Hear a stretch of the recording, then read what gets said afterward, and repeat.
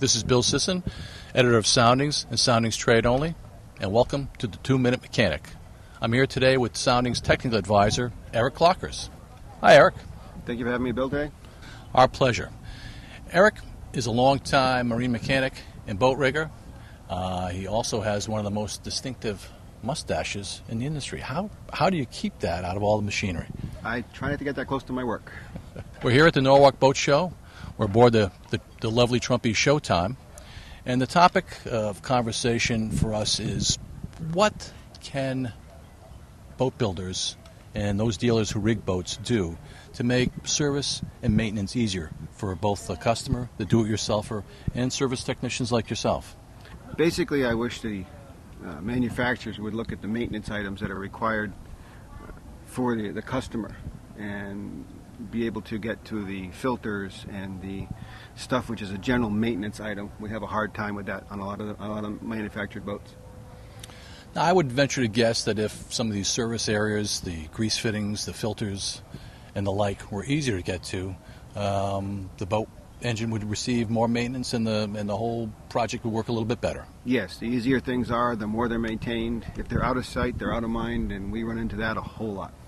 Erik, give me some examples of some of the more sort of egregious installations, positioning, rigging that you've seen, and what the impact of that is, not just on serviceability, but ultimately on bottom line to the customer. What we find is that the engines we can't change. They're designed and that's where they are. But they put the accessories around the engine, such as a hot water tank or a freshwater tank, or they don't give us enough accessibility alongside the motor to do the work that we need to perform on a maintenance basis. And some of the modifications to the engine compartment that need to be made could be done so without sort of breaking the bank, to allow for a little better accessibility. Is that true? Yes, because most of it's just relocating some of the accessories to give us more room. Erik and I headed down the docks to a Nordic Tug 37, where we looked at a nicely done engine room. We're down here in the engine room of this Nordic Tug 37 with Erik Klockars. There's plenty of room, as you can see. We've got sitting headroom, both of us do. Plenty of access on either side of the engine. Erik, why don't you describe, from your perspective as somebody who might have to service a boat like this for an owner, or from an owner's perspective, what you see and how easy it would be to get to regular maintenance items. This is the way we'd like to see an engine compartment. A lot of the cruisers have to do their own maintenance, be able to access things very quickly. So this boat is made in that fashion to jump in here and be able to do something quickly when you're underway. All that stuff is accessible. The wires are all tied up very nicely. The batteries are right there in front of you. The water pump on this motor, on this new Diamond Series engine, has been moved from below to the top of the engine, which gives you a lot of accessibility. The fuel filters are something you're going to have to get to sometimes in a pretty big hurry, sometimes. Yes. When you're underway. The filters are very easy to get to. Seawater intake filters, the one for the generators right here, and a nice place to get to. The one over here in the front, if you have a problem with trying to get some algae, seaweed or something up into the thing, that's a nice thing to be able to get to very quickly. Your seacocks are very easy to reach and get to, which in a lot of applications, they're the hardest part to shut the water flow off, so you can at least service the filter.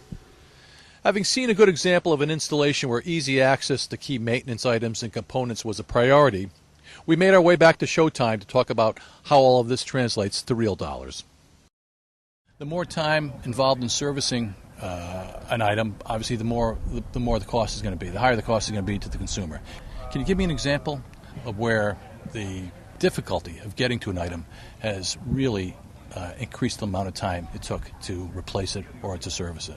Well, I can give you one we've just finished. Was a boat where we had to change the fuel pump, which was mounted down on the inside of the stringer on this particular model. To get to it, we had to remove the engine, put the motor back in, gave the customer back his boat. 2 or 3 weeks later, the starter went. We had to remove the engine once again to replace the starter, which cost this customer about 8 times as much as it should have cost him originally. So you had to remove the engine twice? Once to get at a fuel pump, yes. Once to get at a starter. Yes, that was true. Is the customer still on the boat? Customer still owns the boat, and he loves the boat, but the maintenance on it is just unbearable at times. So the bottom line is, the more difficult it is to get to a service element, service item, the more money it's going to cost the consumer, the more time it's going to take you, more aggravation it is for the do-it-yourselfer. Yes, and also the problem is that when we go to service a boat, instead of being able to service 2, 3, 4 a day, we can only service 1, maybe 2 when you're talking about 4 and 5 hours to maintain a boat versus an hour to maintain a boat. Is it realistic to expect the boat builder or rigger to be able to make the modifications necessary to make your job easier, but make the job easier for the do-it-yourselfer? Yes, because it's not that the engines are, 90% of the time the engines are not put in bad areas. It's that the accessories around the engines, which can be moved and found different locations for, so that the maintenance, which is expensive for the customer, can be more inexpensive to the customer. So even in these tough economic times, that would be the kind of an improvement a builder, perhaps a dealer, could make that would really make a difference in the quality of the experience for the consumer as well as for the people who work on the boats. Yes, I agree with that 100%. Good. Well, Erik, thank you very much for spending some time with us today and sharing your experiences and your expertise. And thank you very much for having me here. This is Bill Sisson for the 2-Minute Mechanic. Please catch us again soon. Goodbye.